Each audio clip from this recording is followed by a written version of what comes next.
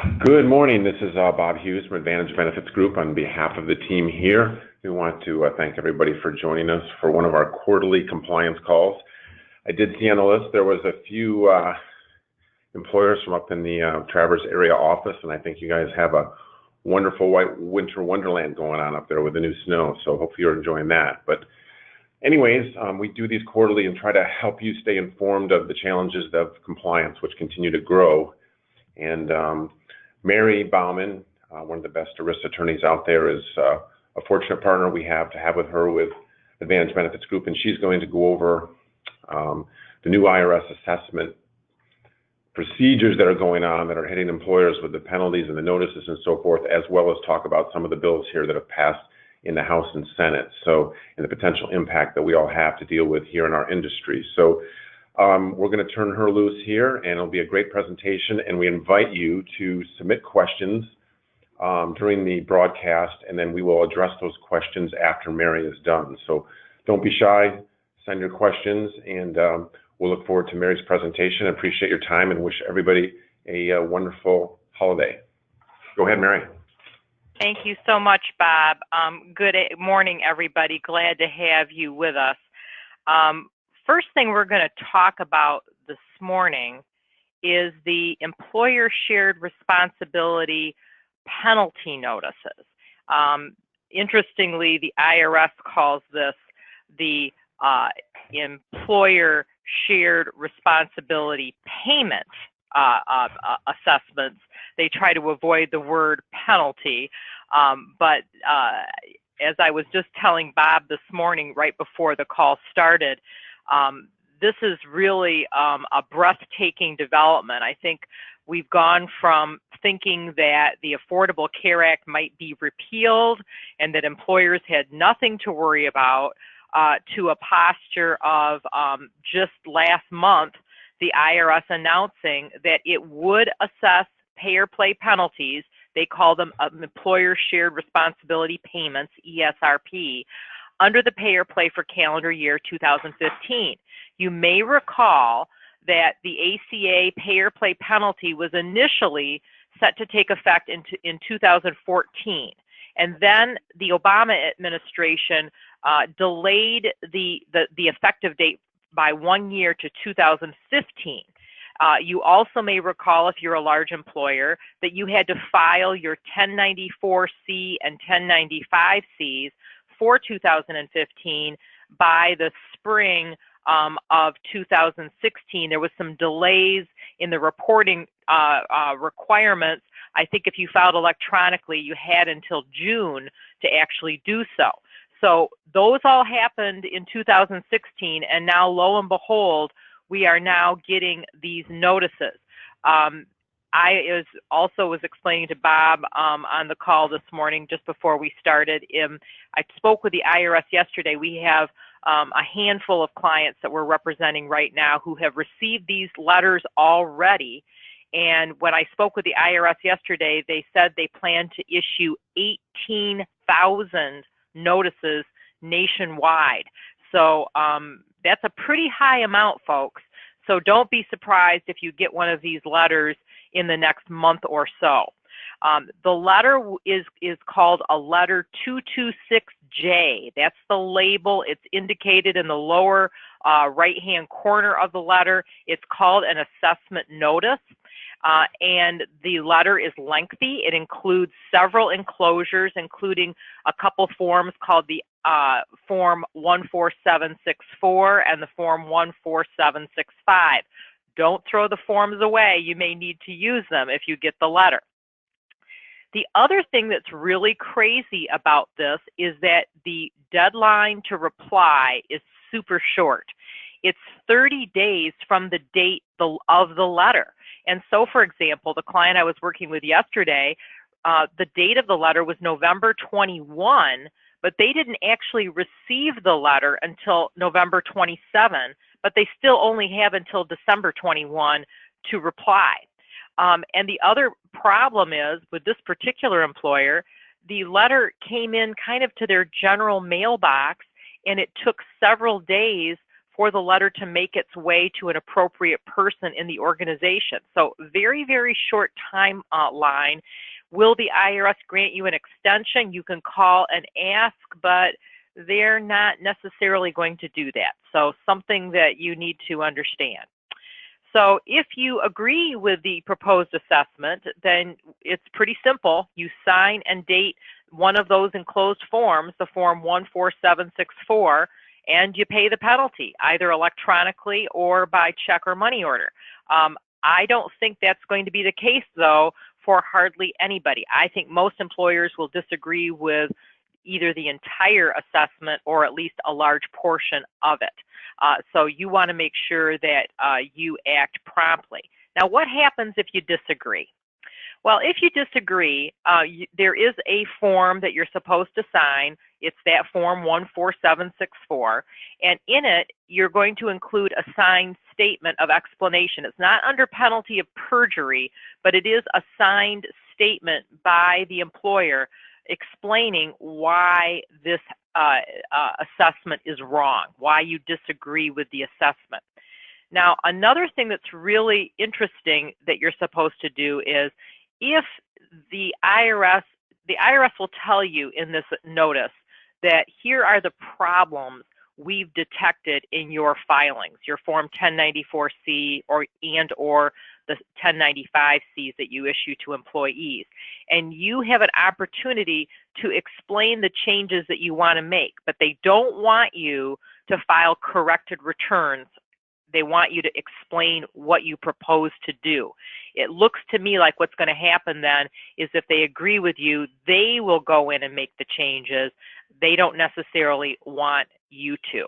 So that's something very, very important, is that if you get one of these notices and you say, oh my gosh, it looks like we did something wrong, don't run out and correct the form and refile it. So here's an example. For those of you who are somewhat familiar with the forms, the 1094C is the transmittal form. That's the form that you send to the IRS along with all of the employee statements, the 1095Cs. The second page of that form is a series of columns, and it asks you several questions, like how many full-time employees did you have? How many employees total did you have? Are you part of what we call controlled group? Different questions like that. And the very first question in column A is, did you offer coverage to the required percentage of your employees to avoid what we call a penalty or $2,000 penalty? And for 2015, that percentage was 70%. For 2016 and later years, it's 95%. So the client I was working with yesterday, their software provider that helped them with their forms answered yes in the all 12 months box, that yes, the employer did offer coverage to the required percentage of its employees for all 12 months. But then some kind of software error happened and they answered no for each of the individual monthly boxes below that. Where there's a conflict like that, the IRS resolves the conflict in favor of the specific answers in the monthly boxes. And so this employer was considered to have answered no to that question, leading to a proposed assessment of $2,000 times every full-time employee minus basically the first 30. So breathtaking penalty. I think we're going to be able to work this out with the IRS, but you can see why this is something quite serious, and it was basically a software error. Now, if you're going to respond to one of these and explain why something is wrong, you can attach additional explanation beyond the space provided in the form, or you can provide additional documentation. It's not required, but it may be something that you find to be useful. But the message I want to send here, folks, is this is something to take very, very seriously and to respond in a complete way, in a way that makes it a no-brainer for the IRS to agree with you. Now, again, as I mentioned, you're not going to submit corrected forms. You're going to explain what you want to change. In fact, if you want to change any of your Form 1095Cs, they're going to give you a listing of the employees in your organization who have gone to the exchange and obtained a premium tax credit. It may be one employee, it may be a handful of employees. It's probably not going to be more than 15 employees, but they're going to give you this list. And then on that list, they're going to show their record of how you completed the 1095-C for each of those people. And that's where you're going to look at that and say, I think that's right, I think that's wrong, I think it's incomplete. And then you would make the requested changes on that form, which is the IRS form 14765 enclosed with the letter, rather than refiling any corrected 1095-Cs. Now, if the IRS is going to issue you a letter either way using its letter 227, and it's going to send you that letter quite promptly. I don't think there's a promise of when they will reply, but they've committed to doing it promptly. And if the IRS still disagrees with you after you've appealed this, you don't have to do a laydown at that point, folks. You can also then request what's called a pre-assessment conference with the IRS. If that happens, I do not believe that has to be a live meeting. I think that could be like a meeting by Skype or conference call. But you can request that meeting. And then if you go through that conference and the IRS still disagrees with you, you can appeal this to the U.S. tax court. You don't necessarily need to get a lawyer involved in responding to the letter 226J, although that might be a good idea.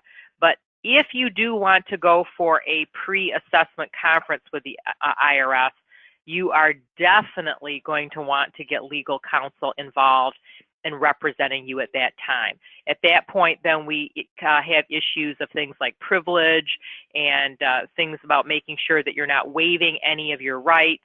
And so if you do take it to that step, you would definitely want to get legal counsel involved. And by the way, if you can appeal to the U.S. tax court, or another alternative would be that you can actually pay the penalty and request a refund. And if the IRS doesn't issue you a refund, it's the basis for you to sue in the federal court of claims. So then you'd want to talk to your legal counsel about whether the specifics of your case would be more favorable in the tax court or the court of claims. And so you're doing a little bit of what we call venue shopping at that point to decide what is the better alternative. What I think your takeaway should be here is, if you get one of these letters, make sure that you do something very, very quickly. Make sure you take it seriously. And if you don't get one of these letters, consider yourself fortunate.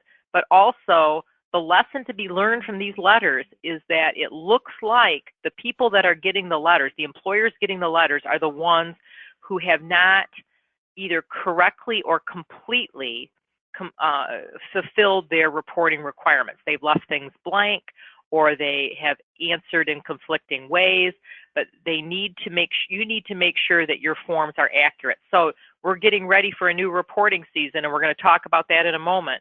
Make sure that the reporting that you're going to be doing this next reporting season, make sure you look at it carefully and that it is correct.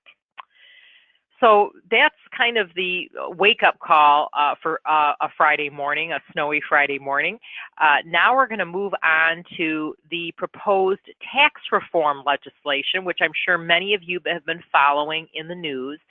I'm not going to talk about the entire piece of legislation. I'm really only going to talk today about the health and welfare benefit changes that are being proposed, so you can keep an eye on this as we continue to go through the process.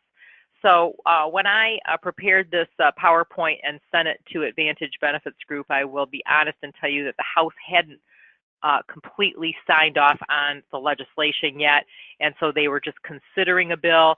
Since that time, they have passed a bill. So the status now is the House has passed a tax reform bill, the Senate has passed a tax reform bill, and these two bills need to be reconciled in a conference committee before the legislation can be enacted. And the important thing for you to be aware of is that these bills do not make identical changes to health and welfare benefits. And so it will be very, very interesting to see the compromise that comes out of the conference committee and which of these provisions survive and which of them might be left behind. So here's some of the changes. So one of the things you probably heard about quite a bit is the House bill would not repeat, neither bill makes any wholesale changes in the Affordable Care Act. But the Senate bill does include a provision that would repeal just the individual mandate penalty. In other words, the penalty that individuals have to be enrolled in minimum essential coverage or pay a penalty. Not the employer pay or play penalty, but the individual mandate penalty. The Senate bill would take that out. The House bill doesn't do that. It is understood that the House is open to that, and so it wouldn't surprise me if this is included. If it is included, there has also been a special deal cut with Senator Susan Collins of Maine to extract her vote. She wants some additional financial assistance provided to individuals so they can voluntarily obtain coverage on the exchange. So if they're lower income, she wants to offer up some additional funding for those lower income people in lieu of the individual mandate. So that's something to watch. That's probably the most newsworthy reported change to watch. But some of the other ones I think might surprise you a little bit.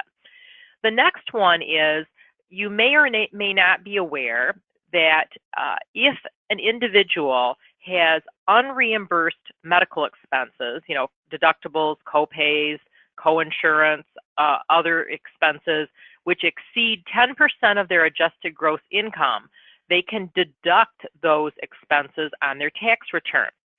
The House bill would repeal that deduction, just take it away for everyone, and that's a change. As long as I've been practicing, I think we've always had some type of deduction. It's varied in the percentage a little bit, but we've always had one. But the Senate bill would not make any change in this particular provision in the law. Another area which may not be quite as interesting or common in Michigan as it may be in other parts of the country is transportation fringe benefits.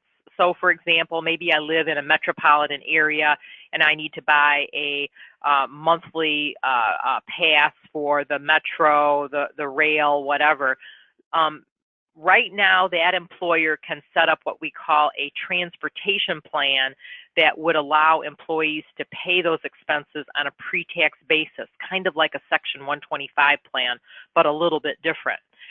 Interestingly, both the House and Senate bills would say you can still have a pre-tax plan that benefits the employee, but the employer cannot take any kind of deduction on its taxes for allowing these transportation fringe benefits. So it continues the tax advantage for the employee, but takes it away for the employer. There is one more little tiny aspect of this, and that is the qualified transportation benefits include a range of options, not only the rail lines and the metro passes, but also things like parking, commuter transportation, and there's also a benefit for the purchase of a bicycle and its maintenance. The Senate bill would take the bicycle benefit away. The House bill would not. So I don't know if we've got anti-bikers in the Senate or what's going on there. Another issue, now this is one that I think is pretty big, and a lot of employers might be caught flat-footed on this. The House bill would repeal dependent care flexible spending accounts beginning in 2023. That's a big deal. Those have been going around for a long time, and a lot of employees with kiddos really value that benefit. The Senate bill would not make any change to that one, so we'll have to watch and see what happens with that one. I think a lot of these changes, folks, to me, are more to do with they need to raise certain revenues to offset the proposed tax cuts, and that's why some of these are entering in here. I don't see the policy reason for example, eliminating a dependent care flexible spending account, but that's just my view. And then another change is about adoption assistance programs. adoption assistance programs aren't required, but I have a lot of clients that will offer employees some type of modest reimbursement benefit. If you go out and adopt a child, whether it's domestically or abroad, we're going to reimburse you for $1,000, $3,000, maybe even $5,000 of the costs associated with that on a pre-tax basis. Those employees who adopt children find this to be very, very valuable and a wonderful benefit that they appreciate. The House bill would repeal adoption assistance programs, so you could still reimburse employees, but it would be on a taxable basis, and the Senate bill would make no change to the current law. And then finally, and this is another big one, I think, right now, an employer can adopt what I call a tuition reimbursement or educational assistance plan under Section 127 of the Internal Revenue Code, where they reimburse employees a set amount. You can define it however you want to, but the first $5,250 can be reimbursed annually on a tax-free basis, whether it's for GED, college, university, undergraduate, or postgraduate studies. And a lot of employers find this to be a super appreciated, useful benefit. The House bill would repeal this. The Senate bill would not. This is a big deal. Now, if it is repealed, there are some other sections of the Internal Revenue Code that would still survive, which could permit some tax-free reimbursement of educational expenses. The problem with those other sections is they're contingent on the education being job-related and not qualifying the employee for a promotion or a new position. And that is a very challenging requirement to fulfill in many cases. So this would really be, I think, a big deal. And again, to me, I'm not quite sure about the policy reason for this particular proposal on the House side. So lots to watch. I just heard on the news this morning, they really are still hoping to get this decided by before the end of the year, and that they're trying to hammer this all out in the conference committee. So we'll see, folks, what actually happens. So that's all I'm going to say about tax reform. And now I want to move on to the 1094-C and 1095-C filings that you need to do for this coming year. One update that I think may cause some of you to smile if you're involved in this process in your organization is if you or your third-party vendor uses something called the AIR system, that's an acronym, to file these forms electronically.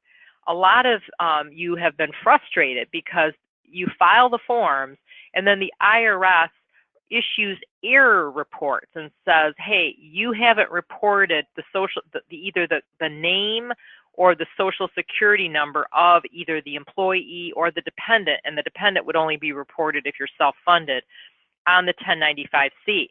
So you get all these error reports, but then when you get them, the IRS doesn't tell you exactly what the error is or even which person it relates to. So now the IRS has said that if the error is an employee error or a dependent error, they are now going to start telling you which person it is.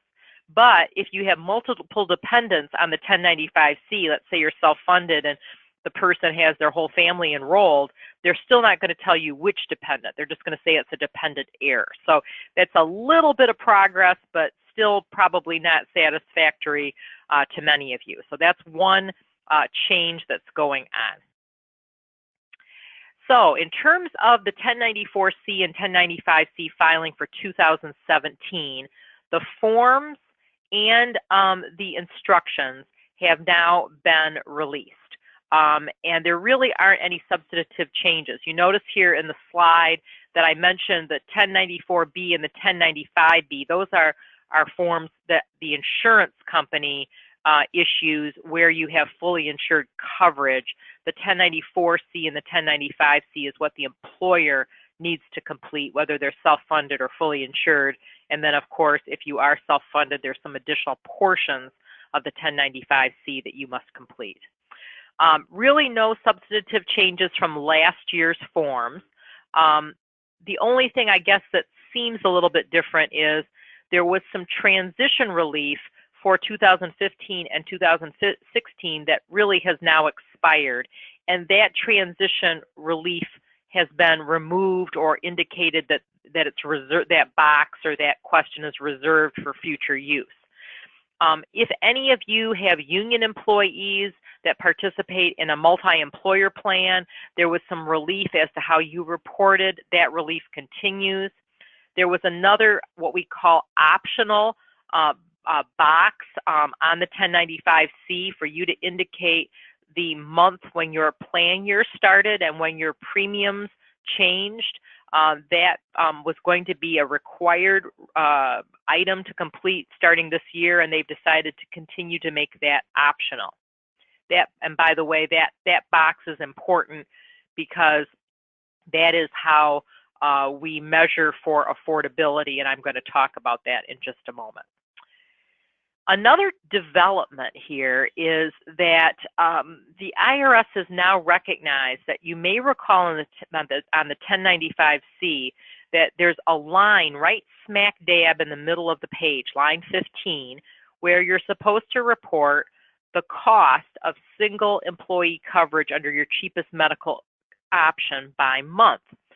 The IRS has now said that if you commit an error and you don't report that amount correctly, and the error and it's under $100, you don't need to file a corrected form if you later discover that there's been an error. Now, they haven't really been clear about, is that $100 by the month or $100 for all 12 months? It appears that it's all 12 months, but that is something that is welcome relief.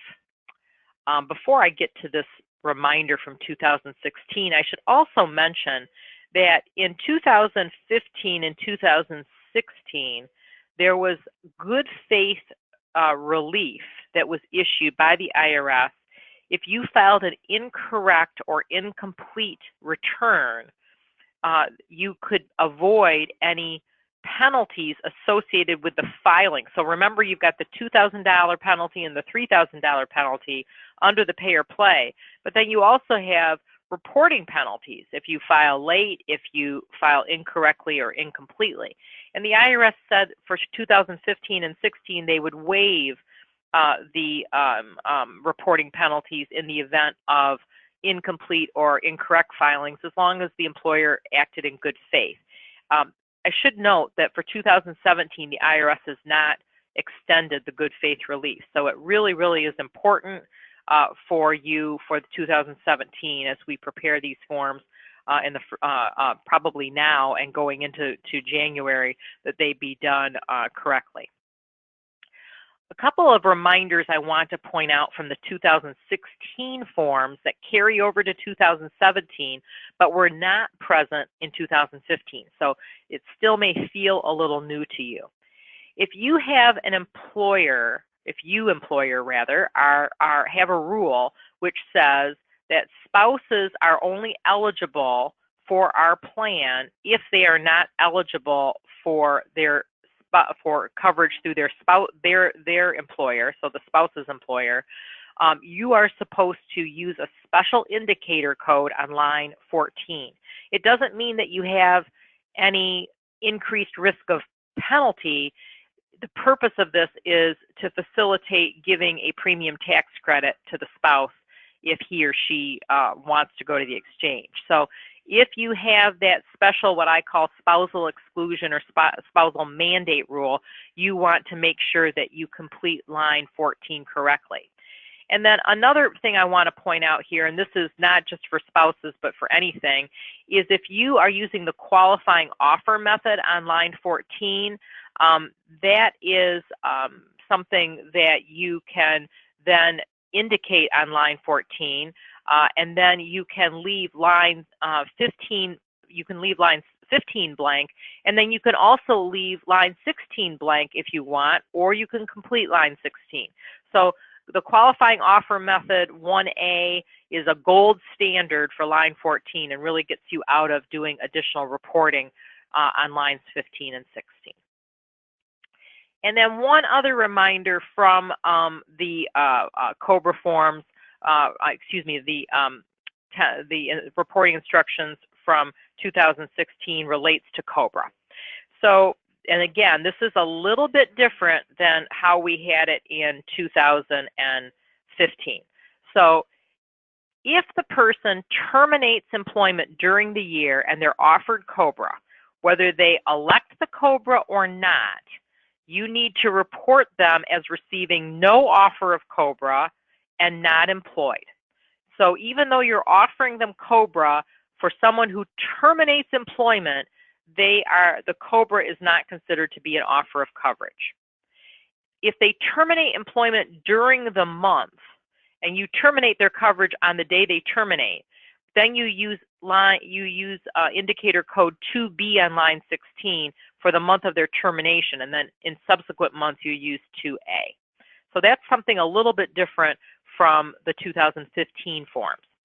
And then another thing that is a little goofy is if the person, let's say, goes from full-time to part-time and you offer them COBRA, you report that differently than someone who terminates.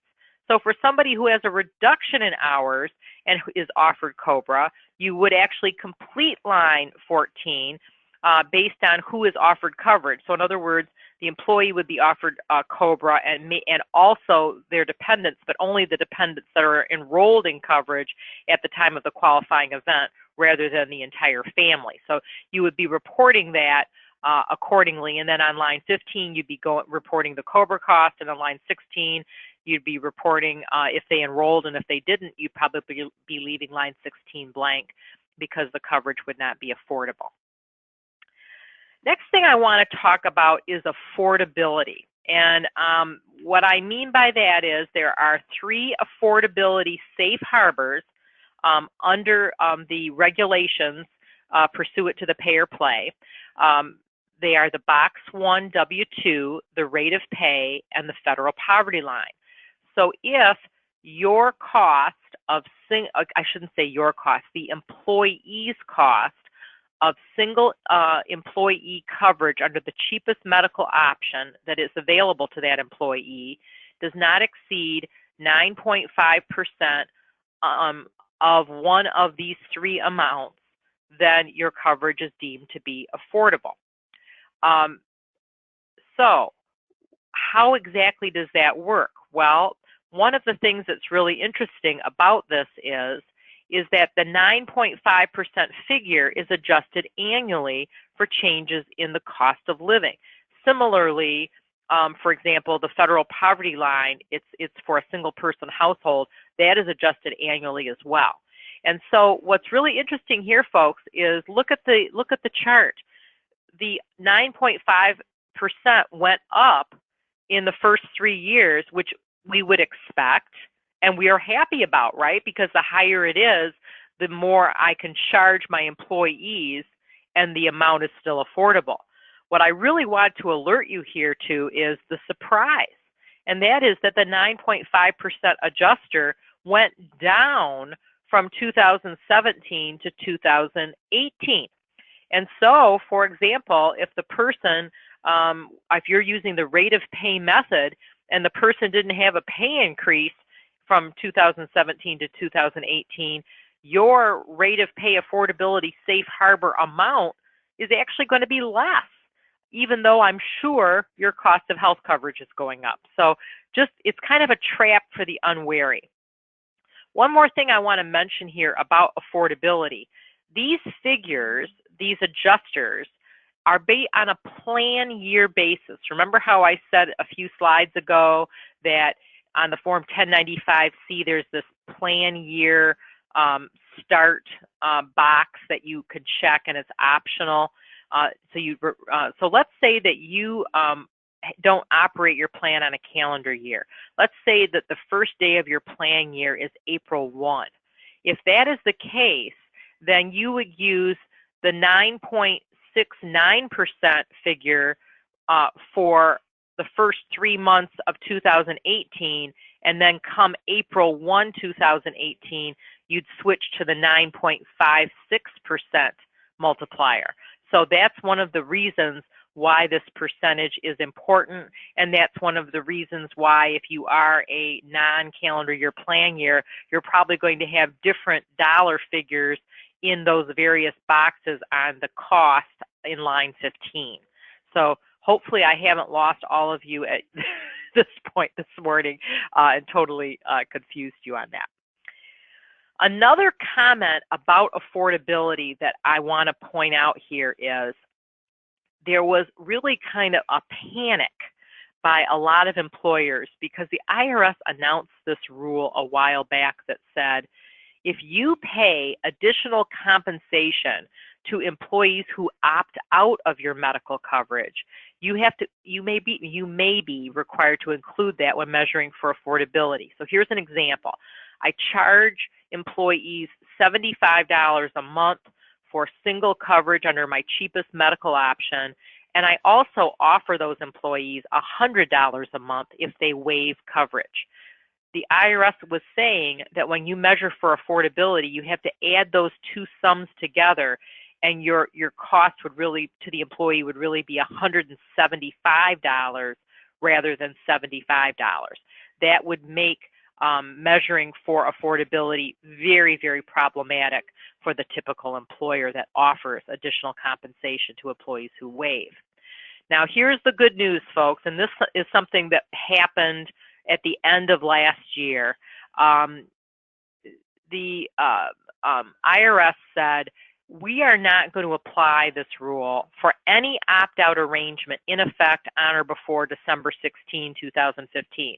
What they mean by that is, let's say that you've offered employees the opportunity to waive medical coverage on an annual basis every year and paid them money every year if they do so, and you've been doing this since before December 16, 2015.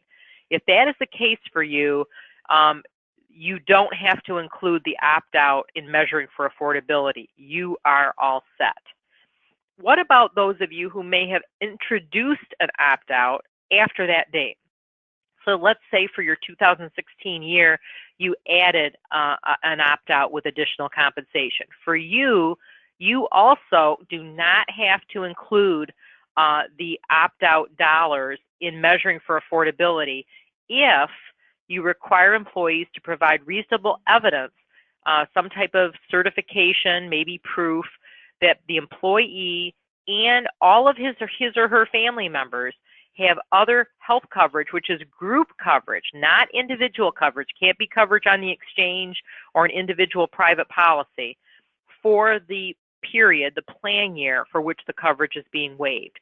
So if you do one of those things, you will not have to include the additional cash in measuring for affordability, which is really, really good news. Okay, and then I thought, I'm giving you guys a lot of kind of downer news here, so I thought, let's close things out today with a little positive. There has been a bill introduced in the Senate by two senators, one Republican and one Democrat, called the Common Sense Reporting Act of 2017. And under this bill, the proposal is that beginning not for 2017 reporting due, of course, in the first quarter of 2018, but beginning in 2019, so it's still a ways off, but beginning in 2019, the employer pay-or-play reporting would be voluntary rather than mandatory. Wouldn't that be great? I can't tell you how many times I talk to clients and they say, Mary, I can kind of live with this whole ACA thing now, but the reporting drives me bonkers. So reporting, and the other thing that's really interesting about this bill, so in other words, what they're saying is that if we still do have a pay-or-play, it would be enforced through the audit process. It would not be enforced through reporting. And if we have this voluntary reporting, instead of having it occur at the end of the year like we do now, it would occur at the beginning of the year. And the reason it would occur at the beginning of the year is to help individuals determine whether they're eligible for premium tax credits on the exchange, because of course they're not eligible for premium tax credits on the exchange if they're offered group health coverage from their employer, which is affordable and of minimum value. And so that's, so in other words, the reporting would really be to help the employees. It really would not be to enforce the pay or play. And the other thing that I love about this is that you could use date of birth rather than social security number, which of course, as many of you know, you feel like you're struggling to get some correct social security numbers sometimes. And you could, in all circumstances, transmit the reports to the employees electronically. Right now you can, but you have to go through the same process that you do for a W-2, which is pretty strict, and this would loosen that up and make that a lot easier. So if this bill would pass, it would be really, really welcome news. I will be honest and say it hasn't gone anywhere, but it's a lot of employers are very happy about it, and if you like it, you should maybe let your congressman or senator know about it. So that is a piece of good news. So with that, Bob, I think I'm going to turn it back over to you and your team and see if we have any questions from the participants. All right, we are pulling them up here.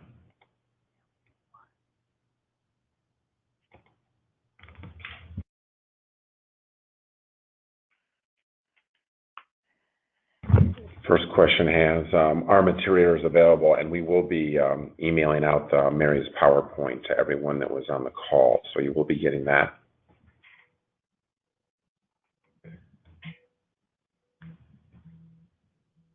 And I don't see any other questions at this point. I think that everybody is so happy that they just don't have any questions. I just think you did a great job, Mary, and the topic is so exciting that people are trying to catch their breath and feel like we don't have enough compliance challenges and we need more. So, well, we appreciate everybody's time. And again, if you have any follow-up questions, you can always send this to us after if you think of something, and we will be sending out the slides. And everybody stay warm and have a wonderful holiday season. Thank you from everybody at Advantage Benefits Group. Thanks a lot.